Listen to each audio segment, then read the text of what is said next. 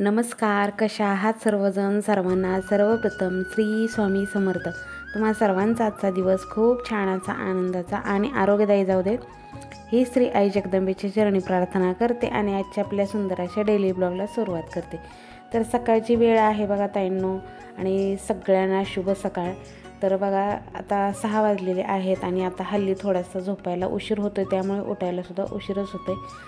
घरातली सगळी झाडलोट झालेली आहे. उठले होते 5:30ला. घरं वगैरे सगळी झाडून काढलेली आहेत आणि घरच झाडत आलेले आहे बाहेरचं झाडून काढायला. पोर्च वगैरे झाडून घ्यायचा आणि त्यानंतर बाकीचं सगळं. तर अशी माझी दिवसाची रोजची सुरुवात असते. नेहमीप्रमाणेच आज सकाळी लवकर उठलेले आहे, जसं की 5:30ला. पहिलं बघा ज्यावेळेस थंडी होती तेव्हा 4ला, 4:30ला, 5ला असं उठायचे. पण आता काय होतं आहे, थोडंसं झोपायला आता बघा ह्या दिवसामध्ये उन्हाळ्याचं असंच होतं. थोडंसं झोपायला उशीर झाला की सकाळी डोळाच उघडत नाही. उन्हाळ्यामुळे काय झालेलं आहे बघा, आम्ही काय करतो, थोडंसं संध्याकाळी आमची जेवण वगैरे झाली ना की संध्याकाळी बाहेर बसतो आम्ही थोडंसं पोर्चमध्ये. इकडून तिकडून छान मस्त गार हवा येते, त्यामुळे 11 वाजले तरी घरात जावी अशी इच्छा होत नाही. मग आम्ही जेवण झाल्यानंतर मी भांडी घासते, बाकीचे माझ्याशी गप्पा मारत ह्यानी बाहेर बसतात आणि त्यामुळे 11 कधी वाजतात कळतच नाही आणि त्यामुळे झोपायलासुद्धा उशीर होतो आता. तर असो, हे तर चालतच राहणार. आता मी तुम्हाला कमेंटविषयी बोलते. कालच्या व्हिडिओला खूप छान सगळ्या ताईंनी छान अशा कमेंट केल्या, सुंदर सुंदर कमेंट केल्या आणि त्या कमेंटमधून मला काहीतरी शिकायला मिळतं किंवा मला तुमच्याशी शेअर करायला मिळतं. ज्या तुम्ही कमेंट करता, आणि मी तुम्हाला नेहमी सांगत असते, काही तुमच्या मनामध्ये जो प्रश्न आलेला असेल ना तो तुम्ही मला सांगत जावा, कमेंट करत जावा. त्या कमेंटवरती मला बोलायला मिळतं आणि त्या कमेंटवरती मी व्यवस्थित असं तुम्हाला मार्गदर्शन करत राहते. तर बघा खूप सुंदर सुंदर काल कमेंट आल्या. काही ताईंनी पारायणाविषयी, स्वामींच्या पारायणाविषयी सांगितलं. काही ताईंनी म्हणजे मी कालच्या व्हिडिओमध्ये जे सांगितलं त्याच्यावरती त्यांनी त्यांचे अनुभव शेअर केले की हो ताई बरोबर आहे, आपल्या आजूबाजूला सगळी लोक चांगलीच असतील असं नाही, किंवा बरंच काही तुम्ही शेअर केलेलं आहे. तर बघा मी नेहमी सांगते की म्हणूनच तुम्हाला मी म्हणत असते, व्हिडिओला लाईक का करायचं आहे. आपल्या व्हिडिओला लाईक मी का करा म्हणते, व्हिडिओला जर लाईक केलं तर हा व्हिडिओ अजून 4 लोकांपर्यंत यूट्यूब पोहोचवत असतो. लाईक केलं म्हणजे तुम्हाला व्हिडिओ आवडला आहे, त्यामुळे व्हिडिओ आणखीन जास्त व्हायरल होत जातो. त्यामुळे मी नेहमी सांगते की व्हिडिओला लाईक करा आणि कमेंट करायला का सांगते की तुमच्या कमेंटमधून सुद्धा मला काहीतरी शिकायला मिळतं, मला वेगळं अनुभवायला मिळतं. त्यामुळे तुम्हाला मी कमेंट करत जावं म्हणते. आणि मला जी माझ्याकडून काही चुकत असेल एखादी गोष्ट तर तीसुद्धा मला तुम्ही सांगत जावं की ताई तुम्ही हे असं केलेलं आहे, असं करा. ते सुद्धा, कारण माझ्यापेक्षासुद्धा काही ताई अनुभवी असतात, तुम्हाला तुमचासुद्धा अनुभव खूप मोठा असू शकतो. त्यामुळे मी नेहमी सांगते की तुमची कमेंट महत्त्वाची आहे माझ्यासाठी. त्यामुळे प्रत्येकाच्या कमेंटचा मी रिप्लाय देण्याचा प्रयत्न करत असते आणि खूप छान छान कालच्या ताईंनी सगळ्यांनी कमेंट केलेल्या आहेत. आणि आता त्या कमेंटविषयी मी थोडंसं बोलणार आहे. तर बघा खूप छान कमेंट केलेल्या आहेत. एका ताईने इतकी सुंदर कमेंट केली होती की ताई परक्याच्या घरचं अन्न खायचं का. हा सगळ्यात माझ्यासाठी खूप मोठा आणि महत्त्वाचा प्रश्न होता. तर त्याचविषयी मी आज तुमच्याशी बोलणार आहे. परक्याच्या घरचं अन्न खाल्ल्याने आपल्याला काय दोष लागतात किंवा का खाऊ नये ह्याच्याविषयीच तुम्हाला मी संपूर्ण माहिती आजच्या व्हिडिओमध्ये देणार आहे. तर आजचा व्हिडिओ न स्किप करता शेवटपर्यंत बघत राहा. जर व्हिडिओ थोडा जर आवडला असेल तर व्हिडिओला एक लाईक आणि चॅनलला सबस्क्राईब करायला विसरू नका. चला तर आपल्या विषयाला सुरुवात करूया. आता काल बोलता बोलताच एक विषय निघाला आणि आता स्वामींचे आपल्या प्रकट दिन आलेला आहे 31 तारखेला. त्याच्यावरनं विषय निघत गेला आणि तो विषय मी तुमच्याशी शेअर केला. तर त्या विषयाच्याच थोडंसं कनेक्ट आजचासुद्धा विषय आहे.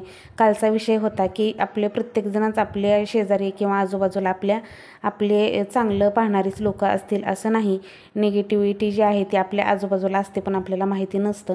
त्या विषयावर काल मी बोलले होते. तर आज त्याच थोडासा रिलेटिव्ह विषय आहे की परान्न खायचं का आणि पारायण काळात परान्न खायचं का किंवा इतर रोजसुद्धा परान्न खाल्ल्याने आपल्याला काय दोष लागतात.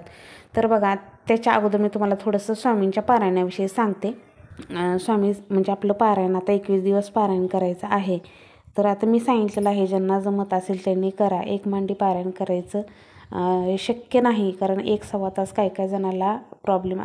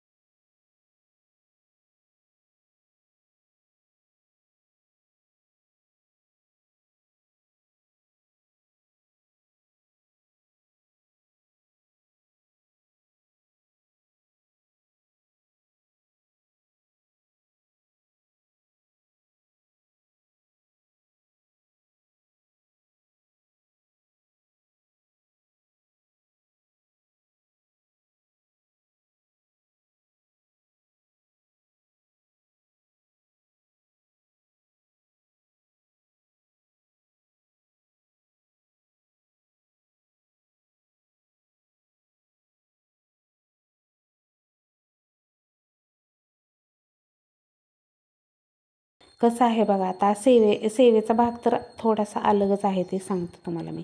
आता आपली सेवा चालू आहे, त्यामुळे आपण परक्याच्या घरचं अन्न का खायचं नसतं ते सांगते. काय होतं माहिती आहे का, आता आपली सेवा चालू आहे, स्वामी सेवा चालू आहे, आता आपण पोथी वाचणारा असतो, त्यामुळे परक्याच्या घरचं अन्न का खायचं नाही. कारण परक्याच्या घरी किंवा कोणाच्याही घरी मासिक धर्म पाळला जातो हे आपल्याला माहिती नसतं. पाळतात नाही पाळतात, कोणाला मासिक धर्म आलेला असतो, मग आपली पोथी वाचायची चालू असते. आपण जर शेजाऱ्याच्या घरनं खाल्लं, शेजाऱ्याच्या घरचं खाल्लं, तर आपल्या पोथी वाचण्यात काय अर्थ राहिलेला आहे मला सांगा तुम्ही. आपण पोथी वाचणार असतो, आपलं मन पवित्र, आपलं शरीर पवित्र असतानाच आपल्याला हे पोथी वाचायची असते. त्यामुळे आपल्याला परक्याच्या घरचं अन्न शक्यतो त्यागायचं असतं. आणि कुठलीही पोथी असो वाचायची असेल तर आपण शक्यतो अशा गोष्टी पाळल्या पाहिजे. आणि मी तर म्हणेन, मी तुम्हाला स्वतः सांगते ताईंनो, मी अन्न अजिबातच खात नाही, कोणाच्याही घरचं अन्न खात नाही. तर का खाऊ नये दुसऱ्याच्या घरचं जेवण रोज, म्हणजे नॉर्मल जेवण रोजचं, आपण एकूण भाजी किंवा हे प्रकार का खाऊ नये एकूण घरचं, तर हे सांगते. तर बघा, प्रत्येकाच्या घरामध्ये काही ना काही निगेटिव्हिटी असते. निगेटिव्हिटी कशी असते, आता त्यांना माहीत नसतं आपल्याकडं निगेटिव्हिटी आहे. आता मी काल तुम्हाला सांगितलं ना कालचा विषय, त्याच संदर्भात सांगते. तर बघा, आता माझ्या घरी मी तुम्हाला उदाहरण सांगते की माझ्या शेजारी त्यांना कुणीतरी काहीतरी केलेलं आहे, आणि काय होतं, म्हणजे त्यांच्या घरामध्ये खूप निगेटिव्हिटी सोडलेली असते. निगेटिव्हिटी सोडल्यामुळे तो त्यांना अगोदरचा त्रास तो त्यांच्या सगळ्या परिवाराला जो आहे तो भिनलेला असतो. त्यामुळे काय होतं, आता त्यांच्यातलं जेवण आपण जर खाल्लं तर थोडाफार दोष आणि थोडाफार त्यांची निगेटिव्हिटी आपल्यामध्ये सुद्धा येते. त्यामुळे लोकांसुद्धा आपल्याला निगेटिव्हिटी लागते, आणि त्यामुळे सुद्धा आपल्याला आपल्या घरामध्ये त्रास होत असतो. बाहेरच्यांचा सुद्धा, म्हणजे कसं असतं, त्यांच्या घरामध्ये प्रॉब्लेम आहे, पण त्यांच्या घरातलं जेवण खाल्ल्यामुळे, त्यांच्या घरातलं पाणी पिल्यामुळे आपल्याला सुद्धा तो त्रास व्हायला लागतो. कारण असं असतं, निगेटिव्हिटी ही घरामध्ये असते. आणि ही आताचे जे प्रकार आहेत खूप घडत आहेत, तर ते असे घरामध्ये असतात बघा. प्रत्येकाच्याच असतील असं नाही, पण काही जणांच्या ठराविक लोकांच्या असतात, आणि त्यांना कुणीतरी काहीतरी केलेलं असतं, त्यामुळे त्यांचे दोष आपल्याला त्या अन्नाद्वारे, त्यांच्या पाण्याद्वारे लागतात. त्यामुळे जे दोष लागतात आपल्याला ते लागत नाही. त्यामुळे आपण हे टाळायचं, शक्यतो कोणाच्याही घरचं खायचं नाही. शहरामध्ये अशा गोष्टी खूप घडतात, शेजाऱ्या पाजाऱ्यांचं एकूण एकाचं खायचं हे खूप असतं. तर त्यामुळे काय होतं बघा, आता आपण शक्यतो आपल्या मिस्टरांनी तर ही गोष्ट टाळली पाहिजे. आपण घरातल्या स्त्रियांनी एक वेळेस खाल्लं तरी ठीक आहे, पण पुरुषांनी आपल्या शेजाऱ्या पाजाऱ्यांचं जास्त करून खायचं नाही ताईंनो. त्यामुळे खूप म्हणजे खूप गोष्टी त्यांच्या बाबतीत घडू शकतात. तर पहिली गोष्ट तर ती मासिक धर्म आहे. आता शेजाऱ्यांचं आपल्याला त्यांच्या घरातलं काही माहिती नसतं. आणि कसं आहे बघा, अन्न बनवताना मी नेहमी सांगत असते, अन्न बनवताना प्रत्येकजणच सात्विक भावनेने अन्न बनवत नाही. स्वयंपाक करताना प्रत्येकजणच अशा पद्धतीनं देवाचं नामस्मरण करत करत, देवी देवतांचे गाणे ऐकत ऐकत स्वयंपाक कोणीही बनवत नाही. बऱ्याच घरामध्ये नवरा बायकोंची भांडणं चालू असतात, आणि जेवण बनवायला चालू असतं. असे खूप साऱ्या घरांमध्ये असं घडतं. आणि म्हणजे कुठं काय कुठले पण विषय असतात, त्यामुळे असं घडत असतं. त्यामुळे बघा, शक्यतो आपण लोकांच्या घरचं खायचं नाही, कारण त्यांचे दोष जे आहेत ते आपल्याला लागतात, आणि त्यामुळे आपल्या घरात आपल्याला प्रॉब्लेम निर्माण होऊ शकतात. त्यामुळे बघा, आता कसं आहे बघा, त्यांची भांडणं घरात चालू आहेत, आणि स्वयंपाक चालू आहे त्यांचा, म्हणजे कुठलीही किरकोळ गोष्टीवरनं भांडण असतं. भांडण काय नवरा बायकोचं खूप मोठं नसतं. पण मी एक सांगते की आता तुम्ही चालू असेल त्यांच्या घरामध्ये, मग ते स्वयंपाक झाला, तुम्हाला एक अर्धी वाटीमध्ये भाजी आणून दिली, आणि तीच तुमच्या मिस्टरांनी खाल्ली किंवा तुम्ही घरातल्यांनी खाल्ली, तर त्याचेसुद्धा दोष आपल्याला लागतात. सात्विक भावनेने जर जेवण बनवलेलं असेल तर आता आपल्या घरातल्या स्त्रियांनी सुद्धा बघा, मी नेहमी सांगत असते की घरातल्या स्त्रियांनी जेवण बनवत असताना असं फ्रेश आणि पॉझिटिव्ह मन ठेवायचं, आपली सकारात्मक बुद्धी ठेवायची, आणि त्याच वेळी आपण स्वयंपाक करायचा. मग आपण नेहमी सकारात्मक कधी राहतो, ज्यावेळेस आपण भक्तिमय घरामध्ये वातावरण असेल त्यावेळेस आपलं मन पॉझिटिव्ह असतं, आणि भक्तिमय वातावरण असेल तर घरामधलं सगळ्या गोष्टी चांगल्या घडत जातात. त्यामुळे बघा, कधीही स्वयंपाक करत असताना देवी देवतांची गाणी लावायची, किंवा सगळं पॉझिटिव्ह काहीतरी लावायचं, कुठला तर एखादा स्तोत्रमंत्र लावायचा, किंवा स्वामींचा जप लावायचा, दत्त महाराजांचा जप लावायचा, किंवा आपल्या कुलदेवीचं नामस्मरण लावायचं. तर असे खूप सारे जप मंत्र जे आहेत ना, आता यूट्यूबवरती मोबाईलवरती आपण लावून द्यायचे आणि किचनच्या खिडकीमध्ये मोबाईल ठेवायचा आणि स्वयंपाक करायचा ताईंनो. तर अशाने काय होतं बघा, आपल्याला अजिबात कुठल्याही गोष्टीत आपण जे हे करतो आहे सगळं आपलं जेवण बनवताना सगळं पॉझिटिव्हच आपल्या अन्नामध्ये उतरतं आणि त्याच्यामुळे काय होतं, कोणालाही दोष लागत नाही, ना शेजाऱ्यांना लागत नाही, ना आपल्या घरच्यांना लागत नाही. तर आता बघा, तुम्ही म्हणत असाल की ताईने शेजाऱ्यांच्या घरचं खायचं नाही सांगितलं, पण आपणसुद्धा शेजाऱ्यांना भाजी देतो का नाही, आपणसुद्धा शेजाऱ्यांना काही ना काही देतो. तर त्यांनासुद्धा आपल्यामुळे दोष लागता कामा नये, किंवा माझे व्हिडिओ बघून आणखीन कोण व्हिडिओ पाहत असतील तर त्यांना समजेल की बाबा आपण जे हे करतो आहे, आपण स्वयंपाक करतो आहे, तर आपण अशा गोष्टी घडत असतात आपल्या घरामध्ये, त्यावेळेस आपण स्वयंपाक करत असतो तर त्याचे दोष आपल्या आजूबाजूच्या लोकांना लागू शकतात. त्यामुळे अशा टायमिंगला आपण शेजाऱ्यांच्या घरी काहीही द्यायचं नाही किंवा कोणाचं घ्यायचंही नाही.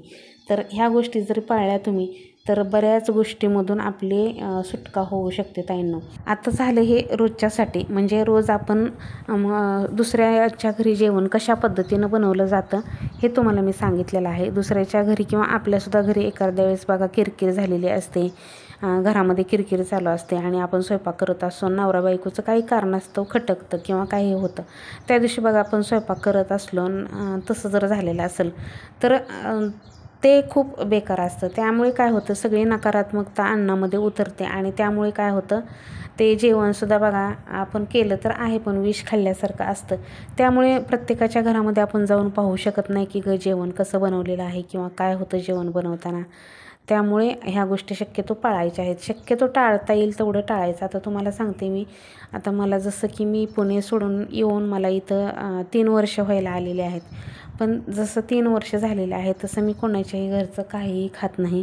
मला आमच्या गुरूंनी सांगितलेलंच होतं, परक्याच्या घरचं अन्न अजिबात खायचं नाही. पूर्ण तुम्हाला मी मागे सांगितलंच होतं बघा पाठीमागच्या व्हिडिओमध्ये, की आम्हाला खूप प्रॉब्लेम झाला होता, खूप प्रॉब्लेम झाला होता आणि ते प्रॉब्लेम जे आहेत ना ते ह्या कारणामुळे झाले होते.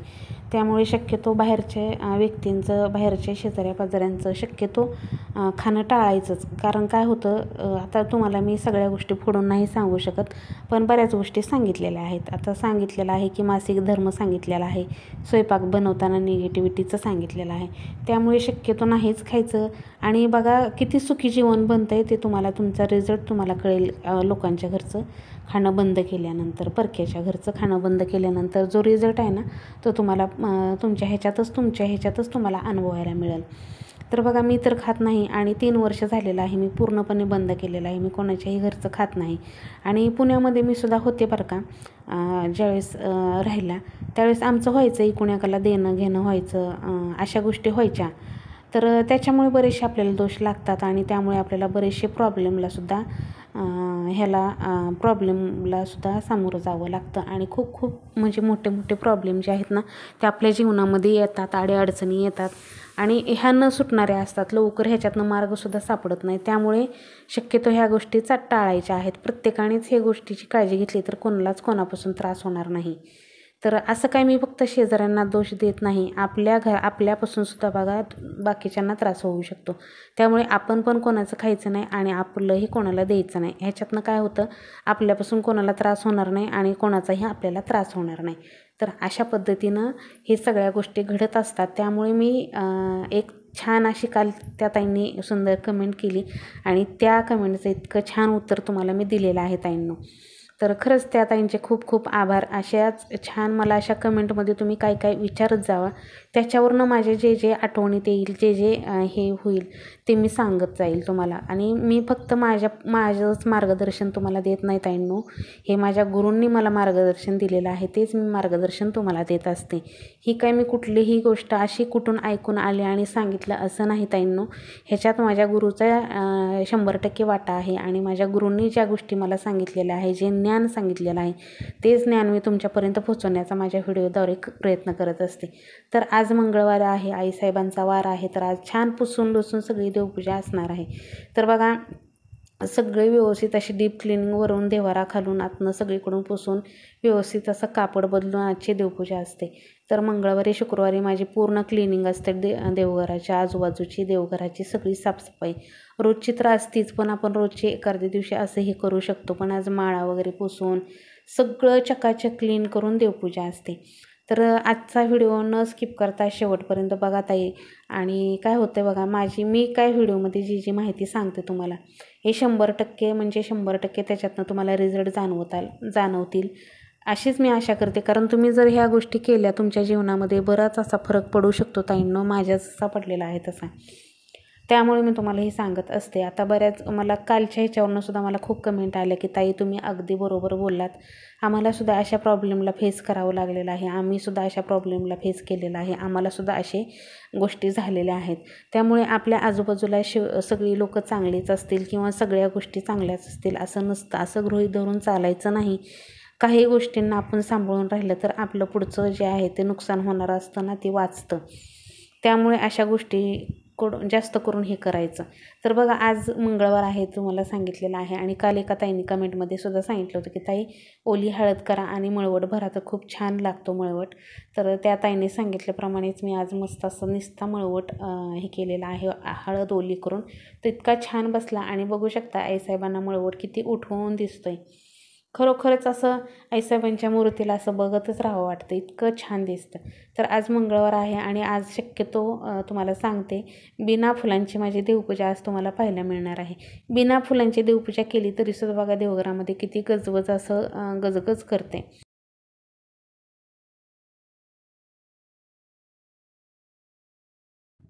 तर ते का करते ते सुद्धा सांगते ताईंनो. आपल्या घरामध्ये नेहमी पॉझिटिव्हिटी जी आहे ना ते असेल तर घरामध्ये नेहमी प्रसन्न वातावरण असतं बघा. आपलं घर प्रसन्न असेल तर आपलं देवघर प्रसन्न असेल तर आपलं घर जे आहे ते ऑटोमॅटिकच प्रसन्न राहतं. आपण सुद्धा स्वतः घरामध्ये प्रसन्न पॉझिटिव्ह असेल तर आपल्या घरामध्ये नेहमी प्रसन्नच आणि पॉझिटिव्हच वातावरण राहतं. आपल्या हातात असतं आपल्या घराला कसं ठेवायचं. म्हणून मी नेहमी सांगते, घरामध्ये नेहमी प्रसन्नता आणि पॉझिटिव्हिटी ठेवण्यासाठी आपण स्वतः पॉझिटिव्ह राहणं गरजेचं आहे. आणि माझ्या देवघरामध्ये नेहमी पॉझिटिव्हिटी तुम्हाला जाणवतच असेल. आता खूप साऱ्या मला कमेंट येतात माझ्या देवघरावरनं. एकदा तर इतकी छान कमेंट आली होती, अगदी शास्त्रशुद्ध पद्धतीने देवारा आहे ताई तुमचा, देवसुद्धा तुम्ही शास्त्रोक्त पद्धतीनेच ठेवलेले आहेत. आता बरेच जण म्हणतात की स्वामी केंद्रानुसार स्वामींना पहिल्या पायरीवरती ठेवायचं असतं.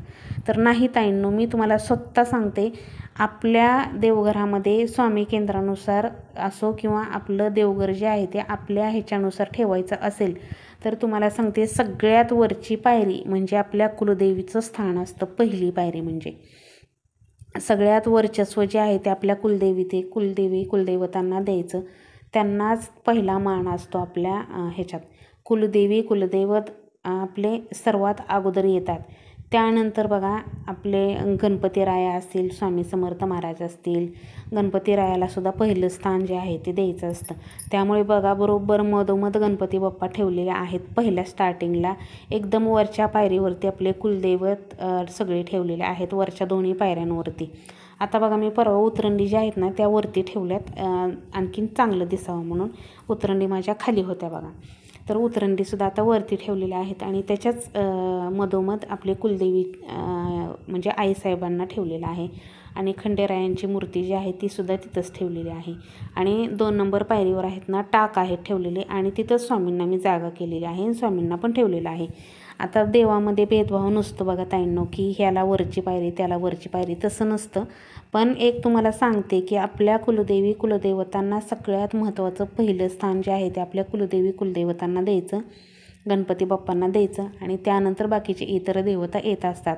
आता स्वामी केंद्रानुसार सांगत असतील तुम्हाला की स्वामींना पहिल्या पायरीवरती स्वामींना पहिलं फर्स्ट ह्याच्यात स्वामींना ठेवा, तर तसं नसतं ताईंनो.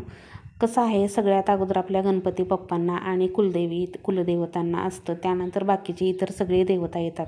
असं नाही की माझी स्वामींवर श्रद्धा नाही किंवा स्वामींवर हे नाही, पण स्वामींवरती सुद्धा श्रद्धा आहे. मी तर तुम्हाला सांगते ना की लहानपणापासून स्वामींची सेवा मी करते. पण तरीसुद्धा जो म्हणजे मानाचा सुद्धा प्रश्न नाही, पण जे आपले कुलदेवता जे असतात ना तीच आपल्या घराचं करता धरता असतात. आपल्या घरावरती काही संकट आली किंवा काही झालं तर पहिले ते धावून येतात. आपल्या घराचं रक्षण आपले कुलदेवत करत असतात. त्यामुळे आपल्या संसारामध्ये, आपल्या घरामध्ये, आपल्या मुलाबाळांच्या लग्नामध्ये पहिला मान जो आहे तो कुलदेवी कुलदैवतांना द्यायचा असतो आणि तो दिलाच पाहिजे. जर दिला नाही तर आपल्यावरती संकटही येत राहतात, आपल्या संसारामध्ये अडीअडचणी येत राहतात. त्यामुळे तुम्हाला सांगते की पहिलं स्थान जे आहे ते आपल्या कुलदेवी कुलदैवतांना द्यायचं. त्यानंतर आपल्याला जे आपल्या आवडीचे देवता असतात, जसं की स्वामी समर्थ महाराज, गणपती बाप्पाला पण पहिलं स्थान असतं. त्यानंतर आपले कुलदेवी कुलदैवत असतात आणि त्याचबरोबर आपले जे आवडीचे देवता असतात, ग्रामदेवता असतात, ते कुठले कुठले देवता असतात जे त्यानंतर बघा ते स्थान असतं. तर तुम्ही बघू शकता माझी मंगळवारची छान सुंदर अशी पूजा झालेली आहे. इकडे पोतसुद्धा प्रज्वलित केलेला आहे. पोत प्रज्वलित मंगळवारी शुक्रवारी पौर्णिमेला मी करत असते. आता बऱ्याच ताईंना पोत म्हणजे काय माहिती नाही ताईंनो, तर मी आता पोत म्हणजे सांगते. तर हा पोत जो आहे परडीमध्ये जो दिसतोय त्याला बाण म्हणतात. तो बाण पाजळणे म्हणजे पोत पाजळणे. तर हा पाजळलेला खूप चांगला असतो. ज्याच्या घरामध्ये आहे त्यांनी अमावस्या पौर्णिमेला मंगळवारी शुक्रवारी आवर्जून पाजळावा. आणि तो पोत फक्त परडी असल्यानंतरचा असतं, म्हणजे जे आपल्याकडं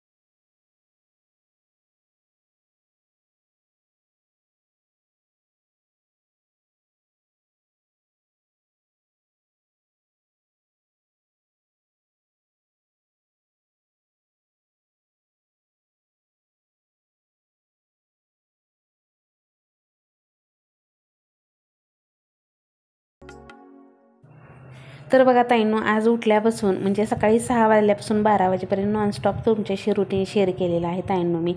तर सकाळी देवपूजा झाली, सगळी पूजा वगैरे सगळे आटोपल्यानंतर स्वयंपाकसुद्धा लगेच करून घेतल्या. 2 भाज्या केल्या, मेथीची भाजी केली, वांग्याची भाजी केली. आता डबे भरायला चालू आहेत. तर सगळं आता काय होतं, 9 वाजलेले आहेत आणि 9 वाजता डबा न्यायला येतात आणि हा 2 टायमाचा डबा देत असते मी. म्हणजे आता 10ला एकदा जेवतात, कारण सकाळी 6:30ला गेल्यानंतर 10ला भूक लागते ताईंनो. तर 10ला एकदा आणि त्यानंतर दुपारी 2ला एकदा. त्यामुळे डबल भाजी आणि जास्त चपात्या द्याव्या लागतात. त्यामुळे स्वयंपाकसुद्धा मला जास्त असतो. 2 डबे असतात आणि त्या दोन्ही डब्यामध्ये 2 टायमाचं जेवण असतं. तर 4-4 चपात्या आणि 2 भाज्या असं द्यावे लागतं. 10 वाजता 2-2 चपात्या खाल्ल्या तर दुपारी 2 वाजता तरी 2-2 चपात्या खाता याव्या, अशा हिशोबाने डबा भरलेला असतो. तर इकडे माझा स्वयंपाकसुद्धा झालेला आहे. आता डबे भरून घेते आणि त्यानंतर मग बाकीची कामं आहेत. आणखीन बघा फरशा पुसायच्या आहेत. तसं तर हॉलमधली फरशी आता मी रोज काय होतं, जसं धुळीचे दिवस चालू झालेले आहेत, उन्हाळा चालू झाले, त्यामुळे 2 टाईम फरशी पुसते. त्यामुळे सकाळी सकाळी आता फरशी लवकर पुसत नाही. पहिली देवपूजेच्या आधी फरशी पुसून घ्यायची मी, पण आता काय होतं, मला सकाळी एवढ्या लवकर फरशी पुसणं होत नाही, कारण बाकीची कामं असतात. दुकान उघडायचं असतं, दुकान पुसून घ्यायचं असतं, किचन पुसून घ्यायचं असतं. त्यामुळे हॉल पुसायचा पाठीमागं राहतो ताईंनो, कारण किचन पुसल्याशिवाय स्वयंपाक करायला किंवा देवपूजा करायला चांगलं वाटत नाही. त्यामुळे सकाळी आंघोळ झाली की पहिलं मी किचन आणि दुकान पुसून घेते आणि त्यानंतर मग बाकीच्या कामाला सुरुवात करत असते. तर हॉल पॅसेज राहतो, बेडरूम राहते. तर हे काय करते, हे नंतर मग मी माझा डब्बा वगैरे झाला, स्वयंपाक झाला की त्यावेळेस पुसत असते. तर असं माझं काहीसं सकाळचं रुटीन असतं. तर आता सगळ्या भाज्या वगैरे ज्या राहिलेल्या असतात शिल्लक डबे भरून, ते माझ्यासाठी जेवण असतं. चपात्या भाज्या आता 2-3 चपात्या राहिलेल्या आहेत, त्यासुद्धा डब्यामध्ये घालून ठेवल्या. त्यानंतर भाजी पण डब्यामध्ये घालून ठेवली. आता तो राहिलेला असतो, तो माझा डबा असतो. इकडे ह्यांचा डबा भरून ठेवलेला आहे. आणि आता भांडी काही जास्त नाही आहेत, कारण रोज रात्री मी सगळी टोटली भांडी घासून ठेवत असते, त्यामुळे भांडी जास्त नसतात मला स्वयंपाकाची. फक्त जेवढी रिकामी झालेली आणि स्वयंपाक करताना जेवढी लागतात तेवढीच भांडी माझी शिल्लक असतात. आणि किचनसुद्धा जास्त घाण नसतो, किचनसुद्धा असा ओल्या कपड्याने पुसून घेते मी. आणि संध्याकाळी मात्र मी पूर्ण किचन वाटा धुवून ठेवत असते, जेणेकरून काय होतं, किचन वाटा का धुवायचा संध्याकाळी, रोज 2 टाईम किचन वाटा धुत नाही ताईंनो मी. सकाळी जास्त घाण होतच नाही माझा किचन. तर काय होतं, सकाळी गॅसची पूजा वगैरे केलेली असते, त्यामुळे रात्री काय करते मी, पूर्ण किचन व्यवस्थित असं धुवून घेते, किचन धुवून घेते, गॅस धुवून घेते. आणि मग सकाळी आपल्याला पटापट चकाचक असतं किचन, त्यामुळे सकाळी गॅसची पूजा करून स्वयंपाकाला लागायला येतं. तर अशा पद्धतीनं माझं आता बघा वाजलेले आहेत 10:30, पावणे 11ची वेळ आहे ताईंनो. आणि आता मी हॉलची फरशी पुसून घेते. आज थोडासा लेट झाला, जसं की मी म्हटल्याप्रमाणे उठायलाच लेट होते, त्यामुळे बाकीची कामं जी आहेत ती लेटच होतात. पण आता स्वयंपाक वगैरे सगळं झालेलं आहे, भांडी वगैरे घासून घेतली आणि त्यानंतर घेतलेली आहे घराची फरशी पुसायला, म्हणजे हॉल पुसायला घेतला. आता हॉलबरोबर पॅसेज वगैरे आणि जिना वगैरे आणि बेडरूम एवढं पुसायचं आहे. तर आज सकाळी किचन आणि दुकान पुसलेलं असतं, त्यामुळे अर्धं काम हलकं झालेलं आहे. आणि त्यानंतर कपडेसुद्धा धुवायचे आहेत. तर बघा मला आता हे सगळं करत करत अधूनमधून दुकानाचं गिऱ्हाईक असतं, हे बघत बघत मला कपडे धुवायलासुद्धा 12 आरामात वाजतात. त्यानंतर 12च्या नंतर मग परत यायचं घरामध्ये, कपडे वगैरे वाळवून घ्यायचे, त्यानंतर यायचं, त्यानंतर बघा जेवण वगैरे असतं, तुमच्या कमेंटचा रिप्लाय असतो. तर असं माझं रुटीन असतं ताईंनो. तर बघा सकाळी उठल्यापासून 12 वाजेपर्यंत काम करायचं म्हणजे खूप जीवाला इतका थकवा येतो, इतकं कंटाळा येतो, कधी कधी अक्षरशः इतका जीव कंटाळून जातो. पण नॉनस्टॉप माझं हे 12 वाजेपर्यंत रुटीन चालतंच, कंटिन्यू मला 12 वाजेपर्यंत माझं काम चालतं ताईंनो. तोपर्यंत मला जरासुद्धा बसायला वेळ मिळत नाही. आणि माझ्यासारख्याच अशा कित्येक तरी गृहिणी असतील, त्यांनाही अशीच कामं असतात घरामध्ये. प्रत्येक गृहिणीला घरातलं काम चुकत नसतं, आजारी पडू, काही हो काही असो, आपल्याला घरातली कामं जी आहेत ती प्रत्येक गृहिणीला करावीच असतात. पण एखाद्याच्या घरी कसं 1-2 बायका असतात, त्यामुळे कामं वाटून दिलेली असतात. तर काय होतं, मग कुणी कपडे धुवायची, कुणी भांडे घासायची, दोघींनी मिळून स्वयंपाक करायचा, असं सुद्धा असतं. पण आता हल्ली छोटी छोटी कुटुंब होतात, त्यामुळे घरातली सगळी जबाबदारी जी आहे ती एकट्या बाईलाच पडते. किंवा काही जणांच्या घरामध्ये जावाभाव असतात, सासू असते, त्यामुळे त्यांच्यासुद्धा घरामध्ये कामं जी आहेत ती वाटून दिलेली असतात किंवा मिळून केली जातात. आता आमच्या आई आल्यानंतरच बघा हेच काम माझं 10 वाजता उरकतं, आई आल्यानंतर. कारण काय होतं बघा, आई मला पूर्ण स्वयंपाक करू लागते. म्हणजे मी भाज्या करते आणि भाज्या करत करत आई चपात्या लाटून देत असते, तर त्या भाज्या करत करत मी त्या चपात्या भाजते, त्यामुळे तिथं माझं किती वेळ वाचतो. मी उठलं की पहिलं पीठ मळून घेते, म्हणजे माझं झालं की पीठ मळून घेते मी आणि भाज्या टाकायला चालू करते, तोपर्यंत आई मला चपात्या लाटून देते. तर अशामुळे माझं काम बघा किती वेळात, कमी वेळात उरकतं. आणि अजून आमची आई चांगली आहे, त्यामुळे स्वयंपाक वगैरे सगळं व्यवस्थित पटापटा करते. अजून काय हे नाही, आमच्यापेक्षा सुंदर स्वयंपाक आमची आई करते. तर असं असतं. उन्हाळकामसुद्धा बघा करू लागायचं म्हटलं ना, तर आई इतकं छान काम करते उन्हाळकाम, सगळ्या कुरडया वगैरे. मागच्या वेळेस तर माझ्या कुरडया एका ताईने पाहिल्यानंतर मला कमेंटसुद्धा केली होती की ताई तुम्ही ऑनलाईन बिझनेस करा कुरडयांचा. पण कसं आहे ताईंनो, ते शक्य नाही. कारण काय होतं, ऑनलाईन बिझनेस करायचं म्हटलं की त्याला रिकामं माणूस लागतं. कुरिअरच्या ऑर्डर घेणं, हे ते सगळं ऑर्डर घेणं, ऑर्डर पूर्ण करणं, आपण फक्त करून ठेवू शकतो. पण आपल्याला ते बाहेर जाऊन ऑर्डर पोच करणं किंवा आपल्याला ते कुरिअर करणं, हे आपल्याला काही गोष्टी जमत नसतात. त्यामुळे ह्या गोष्टी मला तर शक्य नाहीत आणि ते वाढीव उद्योग अजून करणार पण नाहीत. कारण अगोदरच माझ्या मागं काही कमी उद्योग आहेत का. पण त्या ताईने मला सुचवलं होतं की ताई तुम्ही ऑनलाईन बिझनेस करा कुरडया पापड्यांचा. पण धन्यवाद ताई, तुम्ही इतकी छान कमेंट केली होती कुरडया पाहून. तर असं इकडे माझं सगळं जे आहे ते सकाळचं काम जे आहे ते झालेलं आहे. तर आजचा व्हिडिओ तुम्हाला कसा वाटला हे नक्की कमेंटमध्ये सांगा. जर व्हिडिओ जर आवडला असेल तर व्हिडिओला एक लाईक आणि चॅनलला सबस्क्राईब करायला विसरू नका. चला तर भेटूया आपण उद्याच्या छानशा सुंदर व्हिडिओसोबत. तोपर्यंत सर्वांना श्री स्वामी समर्थ. जय जय स्वामी समर्थ.